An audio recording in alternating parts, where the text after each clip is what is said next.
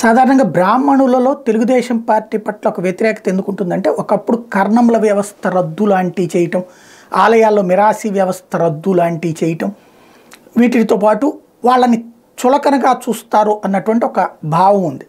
అది సరిచేసే ప్రక్రియ చంద్రబాబు గారు సీరియస్గా చేయలేదు, ఎన్టీ రామారావు గారు సీరియస్గా చేయలేదు. ఇప్పుడు చేద్దాం అనుకుంటున్నారు, కాకపోతే ఆశించినటువంటి ఫలితాలు దక్కట్లేదు. నిన్న తెలుగుదేశం పార్టీ రిలీజ్ చేసినటువంటి 2 లిస్టులో కూడా బ్రాహ్మణ అభ్యర్థి ఎక్కడా కనిపించలేదు. జనసేనకి ఇచ్చినటువంటి 21 సీట్లలో ఒకటి నెల్లిమర్ల సీటు మాత్రం ఆవిడ బ్రాహ్మణ సామాజిక వర్గమే. అయితే ఆవిడకి ఆ సీటు ఉంటుందా లేదా, అది బీజేపీకి ఇస్తారని ప్రచారం జరుగుతోంది.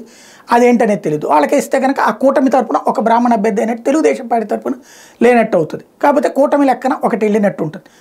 అదే సందర్భంలో వైఎస్ఆర్ కాంగ్రెస్ పార్టీ ఒక్క బ్రాహ్మణ అభ్యర్థికి ఇచ్చింది.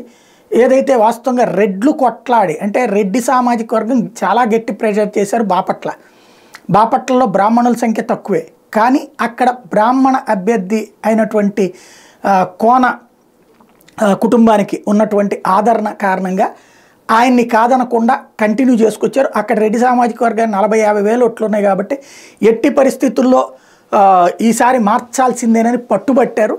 కోన రఘుపతికి కాకుండా ఆయన క్రిందటిసారి మంత్రి పదవి బదులుగా ఒక్కడే కాబట్టి మంత్రి పదవి లేదా సామాజిక వర్గం, కాకపోతే డిప్యూటీ స్పీకర్ ఇచ్చారు.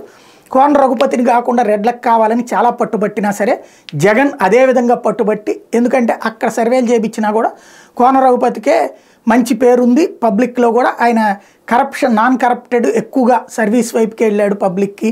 ఈవెన్ హైవేల పక్కన ఉచిత ఇళ్ళు కట్టించి ఇచ్చారు ఏవైతే అన్నటువంటిది కూడా ఉంది. అందుకని తనకిచ్చారు. తద్వారా ఈ దఫా బ్రాహ్మణుల్లో చూస్తే వైసీపీ ఒకటి ఇచ్చింది, తెలుగుదేశం కూటమిలో జనసేన ఒకటి ఇచ్చినట్టయింది.